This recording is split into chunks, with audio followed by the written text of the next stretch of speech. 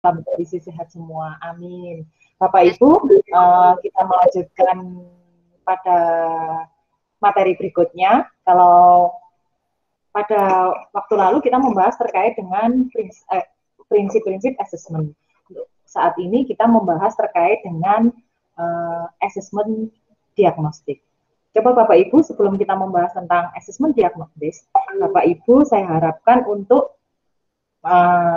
memperkenalkan diri satu persatu. Coba Pak Afri. Halo Pak Afri. Iya, Bu. Oh, alhamdulillah masih ada. Nah, Pak Toha Ainun Najib ada ini? Oh, mungkin masih ke kamar mandi. Berikutnya saya lanjutkan ya, terkait dengan materi ini. Sebelumnya, coba Bapak Ibu kita ice breaking dulu. Monggo.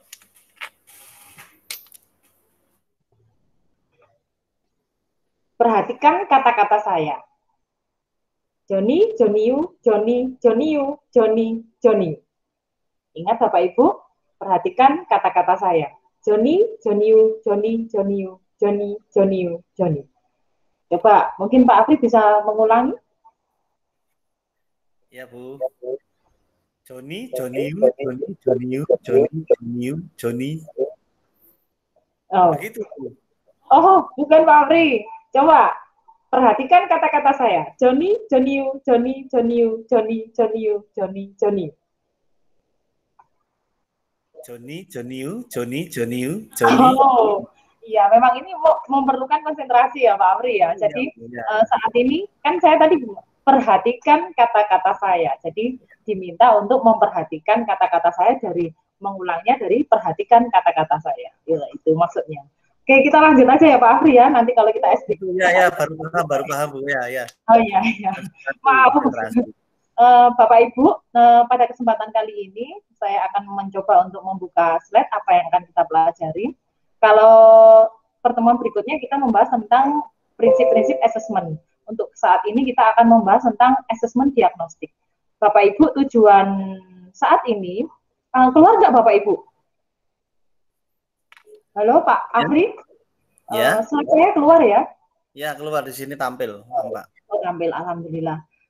Berikutnya terkait dengan mengapa sih belajar tentang asesmen diagnostis. Harapannya Bapak Ibu bisa sebagai peserta dapat memahami tentang asesmen diagnostik yang digunakan pada kurikulum sekolah penggerak.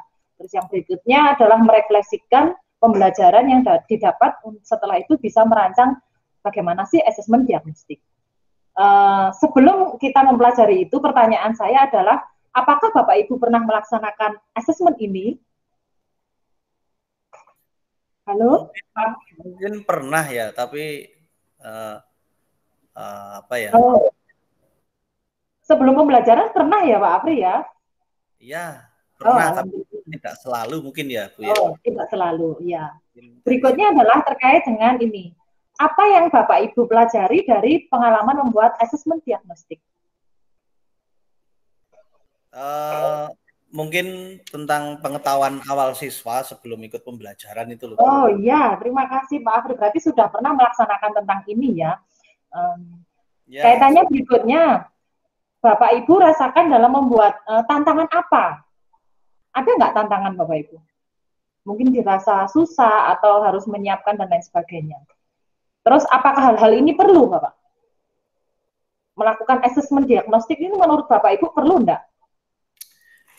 Pertama, kalau dikatakan susah itu ya bergantung situasi. Memang tidak menentu kondisi siswa ya.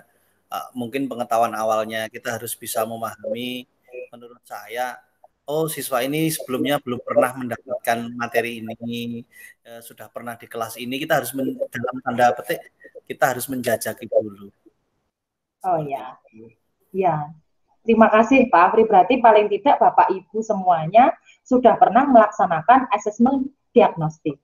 Sebenarnya Bapak Ibu, kita sebagai guru sudah pernah melaksanakan ini. Paling tidak kita mengenal dari diri siswa kita, bagaimana sih siswa kita dengan gaya belajar dan lain sebagainya. Pastinya itu ya. Nanti saya tidak akan berpanjang lebar. Coba kita lihat dulu. Mengapa sih kita belajar tentang tujuan asesmen diagnostik? Yang pertama, seperti yang disampaikan sama Pak Afri tadi, ya Bapak Ibu, bahwa ini adalah untuk mendiagnosis kemampuan dasar siswa dan mengetahui kondisi awal siswa. Paling tidak ketika kita mau mengajar, itu kita tahu tentang kondisi siswa kita. Nah, selama ini, mohon maaf, biasanya Bapak Ibu yang dilakukan ini ke arah non-kognitif atau kognitif Bapak Ibu? Yang asesmennya maksudnya. Yang sering dilakukan itu yang kognitif atau yang non-kognitif? Yang hanya materi kompetensi siswa aja atau yang di luar materi? Mungkin Pak Afri bisa menjawab. Cenderung lebih sering yang kognitif Bu ya, mungkin tentang yang kognitif. Iya. Esensi pembelajaran dan materi maksud saya, konten-konten materi. Iya. Terima kasih Pak Afri. Mungkin nanti Bapak Ibu yang lain bisa menjawab ya. Jadi memang benar, sebenarnya kita juga harus mengetahui tentang bagaimana siswa kita selain tentang kompetensi Bapak Ibu ya. Jadi ini kaitannya dengan asesmen diagnostik. Jadi kita sebagai guru harapannya harus bisa melakukan asesmen non kognitif maupun kognitif, mohon maaf. Jadi Bapak Ibu, apa sih asesmen diagnostik non kognitif ini adalah di luar dari kompetensi dari materi kita. Contohnya tentang kesejahteraan psikologis atau sosial emosi, apalagi kondisinya seperti ini. Daring Bapak Ibu ya. Jadi kita bisa melihat gimana sih ketika pembelajaran di rumah, dia belajar sama siapa, kondisi keluarganya bagaimana, gaya belajarnya bagaimana, atau dia audio visual, atau dia kinestetik, dan lain sebagainya. Jadi dari sini kita nanti akan mendiagnosis, cocoknya dengan kondisi gini, saya harusnya bagaimana. Jadi Bapak Ibu, setelah kita mengetahui ini, atau apa sih yang harus kita lakukan, jadi adalah kita harus melakukan tahapan-tahapan, yaitu salah satunya adalah tentang persiapan, pelaksanaan, serta tindak lanjut. Persiapannya berupa apa? Pastinya kita sebagai guru ketika non-kognitif ini, diagnosis kognitif, kita harus menyusun beberapa pertanyaan. Contohnya adalah, apa yang sedang kamu rasakan? Karena terkait dengan emosional tadi. Bisa kita memberikan gambar-gambar emosi, emotikon ya bahasanya gitu. Emotikonnya bagaimana. Terus kita harus sudah mempersiapkan pertanyaan kunci. Apa saja kegiatanmu selama belajar di rumah? Apa yang paling menyenangkan dengan pembelajaran dari mungkin pelajarannya Pak Afri, background-nya bahasa daerah atau yang lainnya. Contohnya ini, ketika di kegiatan pelaksanaan, jadi ketika kita sudah tadi adalah di persiapan kita sudah tahu tentang siswa kita, tindak lanjut kita adalah dengan mencoba mendekati siswa kita dengan bercerita, atau kalau bercerita kita agak susah ya saat ini dengan cara menulis Bapak Ibu, atau dengan cara menggambar. Yang penting dia itu mau bercerita atau mau mengungkapkan perasaannya kepada kita sebagai guru. Apakah Bapak Ibu pernah melakukan seperti ini? Halo Bapak Ibu? Oh ya, mungkin Pak Afri bisa menyampaikan? Ya pernah. Hanya ketika pertama masuk, kemudian siswa-siswi kurang sedikit respon atau apa ya, cenderung tidak seperti biasanya. Kadang saya menanyakan bagaimana tentang di rumah, apa yang ya terkait latar belakang atau bercerita, memancing siswa supaya bisa bercerita, istilahnya menghidupkan mungkin sebagai pengantar, menghidupkan materi dan sebagainya. Iya. Ya, terima kasih Pak Afri terkait dengan pelaksanaan yang pernah dilakukan. Tapi tertulis atau tidak tertulis? Kebanyakan kalau kita tidak tertulis ya. Iya, tidak tertulis. Iya.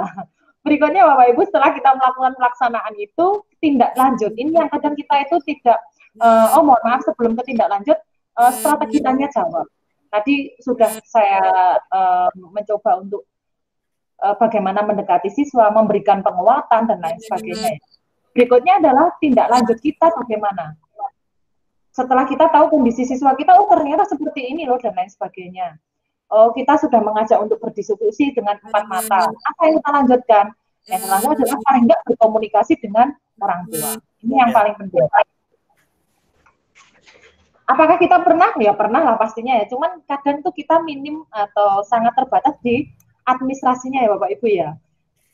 Dan Bapak Ibu yang perlu kita garis bawahi, kita harus mengulangi atau melakukan pengulangan terkait dengan pelaksanaan asesmen non-kognitif ini di awal pembelajaran. Paling enggak kita ketika tahu kondisi siswa kita bagaimana, Jadi kita akan bisa menyusun strategi, bagaimana sih strategi kita ketika kita mau ngajar, biar anak-anak itu semangat dengan mata pelajaran. Kalau saya PPKN, gimana sih caranya biar anak-anak tidak ngantuk dengan mata pelajaran saya.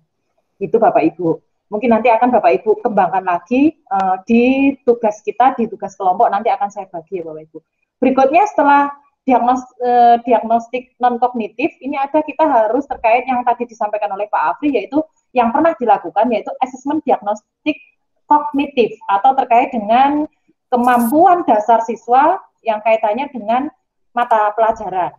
Pastinya harapannya kita harus melakukan secara rutin Bapak Ibu, secara berkala, baik itu di awal atau di akhir setelah guru melaksanakan pembelajaran. Ini bisa berupa asesmen formatif maupun asesmen sumatif.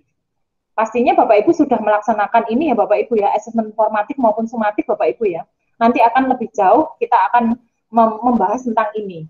Contohnya asesmen diagnostik kognitif dan formatif dan sumatif itu bagaimana. Berikutnya contoh kegiatan persiapan pelaksanaan, membuat jadwal pelaksanaan asesmen identifikasi, menyusun pertanyaan, ini pastinya Bapak Ibu pernah melakukan. Yang penting kita garis bawahi ketika dengan asesmen diagnostik ini Bapak Ibu, diagnostik kognitif, ini tidak hanya kita konsen dengan soal dan lain sebagainya. Biasanya kalau kita konsennya pada soal atau pilihan ganda Bapak Ibu ya. Apakah benar Bapak Ibu? Iya. Oh iya, dengan pilihan ganda atau esai. Padahal asesmen diagnostik kognitif ini kita bisa melakukan banyak hal, tidak hanya dengan soal esai atau pilihan ganda, tapi dengan presentasi ataupun yang lainnya. Nanti kita akan bahas lebih lanjut ketika Bapak Ibu sudah melaksanakan mengerjakan tugas kelompok. Nanti akan saya bagi Bapak Ibu ya setelah ini. Sebelum kita bagi, Bapak Ibu ada pertanyaan terkait dengan apa yang sudah saya sampaikan, paling tidak Bapak Ibu sudah memiliki gambaran tentang apa sih asesmen diagnostik ini, buatnya untuk apa dan lain sebagainya. Ada pertanyaan Bapak Ibu? Kalau memang tidak ada pertanyaan, akan saya lanjutkan terkait dengan, halo, oh Pak Afri ada pertanyaan? Sementara belum Bu, mungkin. Oh iya, terima kasih. Saya lanjutkan. Bapak Ibu masih ingat dengan kelompok sebelumnya Bapak Ibu ya?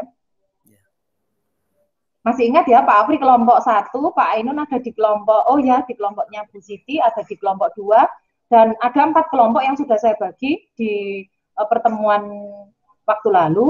Berikutnya Bapak Ibu silakan nanti berkelompok, nanti akan membahas terkait dengan rancangan asesmen diagnostik, baik itu non-kognitif maupun kognitif. Untuk lebih lanjutnya, nanti Bapak Ibu bisa membuka buku panduan terkait dengan asesmen ini.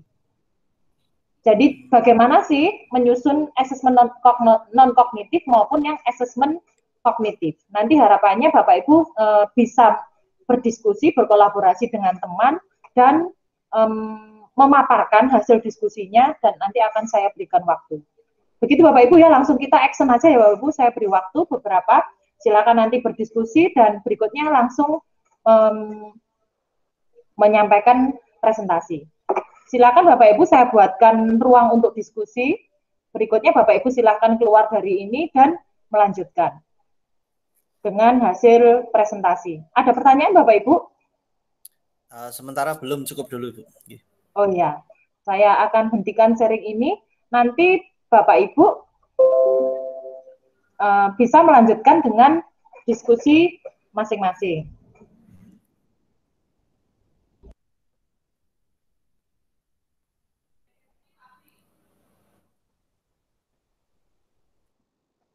Bapak Ibu, silakan bergabung lagi. Terima kasih Bapak Ibu sudah melakukan diskusi. Mungkin Bapak Ibu bisa melaksanakan, Pak Afri belum bergabung ya, silakan Pak Afri bergabung kembali. Kita akan mempresentasikan hasil dari Bapak Ibu diskusi tadi terkait dengan merancang asesmen diagnostik baik itu non-kognitif maupun kognitif. Mungkin saya cek dulu ya di grup, biar Bapak Ibu kembali lagi sesuai dengan jadwal yang kita berikan. Pak Afri mungkin bergabung. Kita tunggu.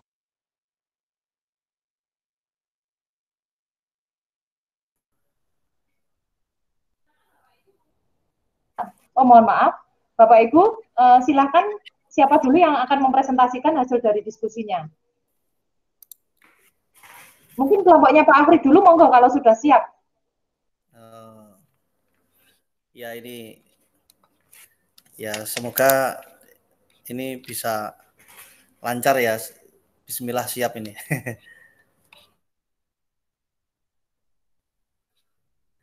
Baik, di sini saya di kelompok 1 tentang rancangan asesmen diagnostik yang mana tujuan pembelajaran ini saya sebutkan atau bagaimana Bu ya, untuk semuanya atau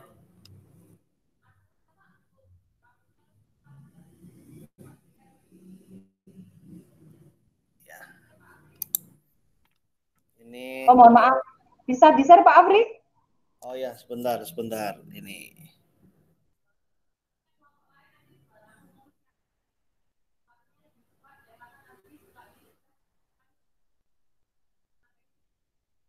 Sebentar, oke. Di sini ada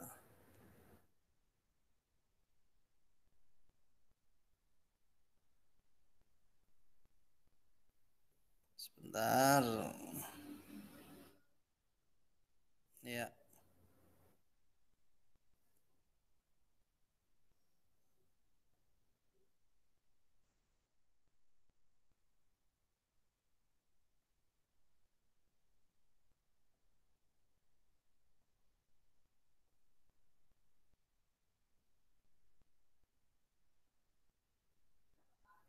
Ya.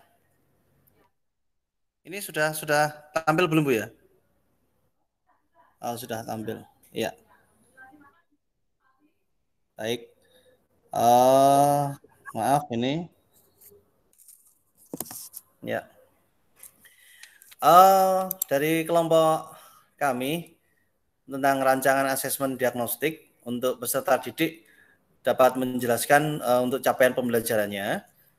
Peserta didik dapat menjelaskan secara kronologis sejarah lahirnya Pancasila, memahami fungsi dan kedudukan Pancasila sebagai dasar negara, dan seterusnya. Untuk tujuan pembelajaran di sini adalah peserta didik dapat menjelaskan sejarah kronologis atau sejarah lahirnya Pancasila. Dia bercerita tentang menjelaskan sejarah secara kronologis tentang lahirnya Pancasila dengan kata-kata sendiri dan menarik kesimpulan semangat dan komitmen kebangsaan tokoh tentang perumus Pancasila yang dapat dicontoh di kehidupan sehari-hari. Ini Bapak Ibu, saya asesmen non kognitifnya di sini aktivitas ya, di sini Ya. aktivitas siswa selama belajar di rumah yang digali ya, informasi yang digali itu, kemudian kunci yang bisa ditanyakan apa dengan aktivitas siswa itu. Contohnya dengan apa saja kegiatanmu ya selama belajar di rumah, Nak, atau bagaimana kegiatanmu selama belajar di rumah, apa saja yang kamu lakukan, begitu.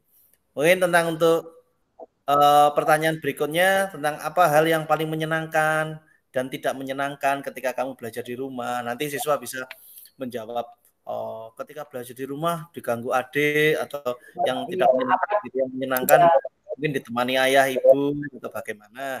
Itu nanti dari situ kita pertanyaan kunci itu bisa kita dapat kita gali informasi sebagai bentuk asesmen non kognitifnya. Iya. Baik, Berikutnya Pak Afri yang kognitif mungkin di. baik ya. Ya. Ini ya ada untuk.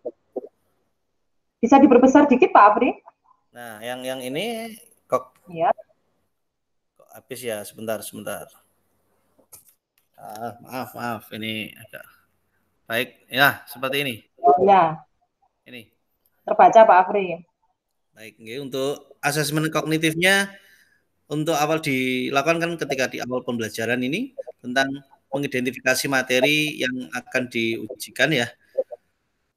Contoh di sini adalah pembentukan BPUPKI. Nah, pertanyaannya apa tujuan? Ditanyakan kepada siswa. Apa tujuan pembentukan BPUPKI seperti itu? Nah, Di sini ada kemungkinan jawaban, skor, dia paham atau tidak. Kalau guru menganggap dia paham seluruhnya, mungkin bisa ya ada kategori A dan sebagainya. Dia menjawab lengkap dan benar, memahami, ya itu. Oh iya. Berikutnya Ya. hasil BPUPKI yang pertama seperti itu ya. Siapa tokoh yang mengusulkan dasar negara seperti itu. Jadi ini asesmen kognitifnya bisa pertanyaan-pertanyaan seperti itu, Bu. Jadi Oh iya. pembentukan BPUPKI dan perumusan dasar negara. Terima kasih Pak Afri sudah memaparkan. Mungkin kelompok lain akan menanggapi. Ya, nanti kelompoknya Pak Afri biar menanggapinya tentang bagaimana penyusunan asesmen kognitif maupun non kognitif. Ya, oh ya Bu, oh ya. Oh suaranya terputus ya. Nanti bisa dilanjutkan dicek ya Bapak Ibu kalau mungkin ada pertanyaan-pertanyaan di kelompoknya Pak Afri. Ya. Oh, ada pertanyaan Bapak Ibu? Jika tidak ada, Bapak Ibu, halo? Ya, ya Bu. Oh, masih tersambung, alhamdulillah. Ini saya tutup ya, atau lanjut oh Bu ya, ya? boleh ditutup Pak Afri. Untuk kelompoknya Pak Afri, terima kasih sudah waktu yang sangat mendesak sudah menyebut terkait dengan asesmen kognitif maupun non kognitif sebagai asesmen diagnostik. Baik, ya Bapak Ini Ibu. saya kembali ke lagi untuk tidak. Ya. Baik. Iya, terima kasih. Saya lanjutkan Bapak Ibu. Bapak Ibu, jadi apa yang sudah disampaikan oleh beberapa kelompok tadi, yang perlu kita garis bawahi bahwa dengan adanya asesmen ini, harapannya Bapak Ibu bisa melaksanakannya dan menitik beratkannya bahwa dengan adanya asesmen diagnostik ini, kita bisa mengetahui tentang kondisi siswa kita di awal. Jadi dengan kita tahu kondisi di awal, bagaimana sih kognitifnya, bagaimana sih non kognitifnya dan lain sebagainya, kita bisa mempersiapkan pembelajaran yang lebih baik. Begitu Bapak Ibu ya. Terima kasih Bapak Ibu. Mungkin dengan mengubah paradigma ini, kita menitik beratkan ini, harapannya pembelajaran yang akan kita lakukan itu lebih memiliki atau bermakna. Dan kita kembali lagi pada profil pelajar Pancasila yang intinya ditekankan pada situ. Jadi nanti siswa itu bisa bernalar kritis, bisa kreatif dan lain sebagainya. Bapak Ibu, sebelum saya tutup, adakah pertanyaan-pertanyaan? Cukup mungkin Bu sementara ya. Cukup, iya. Jadi Bapak Ibu, menurut Bapak Ibu apa sih tantangan ketika merancang asesmen ini tadi Bapak Ibu? Monggo mungkin kelompok lain dulu. Oh, kelompok lain. Ya, mungkin ada kelompok lain Bapak Ibu yang selain Pak Afri. Jadi biar tidak Pak Afri terus ya ini sepertinya. Nah, ini coba ada Pak Afri, mungkin Bapak Ibu kelihatan ya apa yang saya share ini, pertanyaan reflektif terkait apa sih tantangan Bapak Ibu yang Bapak Ibu hadapi ketika merancang asesmen, apa pembelajaran yang didapatkan dalam membuat asesmen ini, dan apakah Bapak Ibu mempunyai saran yang bisa dibagi untuk merancang? Ya, Pak Toha? Halo? Oh, terputus. Mungkin langsung Pak Afri bisa menyampaikan biar kita lanjut ke berikutnya dan bisa melanjutkan LMS nanti kita asinkronus Bapak Ibu ya setelah ini. Jadi Bapak Ibu bisa melanjutkan di asinkronus untuk materi formatif dan sumatif. Monggo Pak Afri. Mungkin diulang Bu pertanyaannya Bu ya. Mungkin untuk share screen saya tidak kelihatan Pak Afri. Ya ini mungkin agak kecil Bu ya untuk saya. Oh iya, mohon maaf. Terkait saran Pak Afri. Sarannya bagaimana yang bisa dibagi terkait dengan merancang ini tadi? Mungkin kelompoknya Pak Afri bagaimana sih? Apa yang dihadapi atau tantangannya bagaimana dan lain sebagainya? Dari kelompok kami, kalau untuk saran itu mungkin perlu ditulis ya, perlu ditulis rancangan-rancangan pertanyaan yang akan disampaikan kepada siswa. Jadi nanti kita punya patokan karena punya pedoman atau memperhitungkan waktu ya, alokasi waktu pembelajaran, jadi tidak terlalu lama di situ. Kita tetap bisa memahami apa yang dialami siswa, kita bisa menggali tapi tetap memperhitungkan waktu. Mungkin seperti itu aja, Bu. Ya, terima kasih.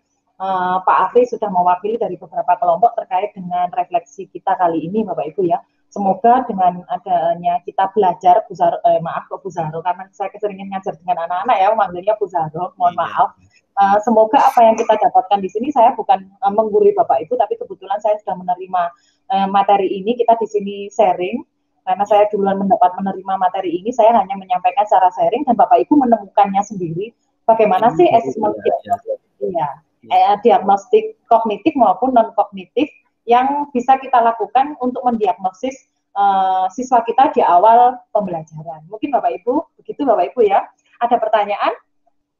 Cukup. Cukup ya. Terima kasih. Jika tidak ada pertanyaan, saya akhiri. Mohon maaf dan semoga kita tetap semangat, sehat dengan kondisi COVID seperti ini.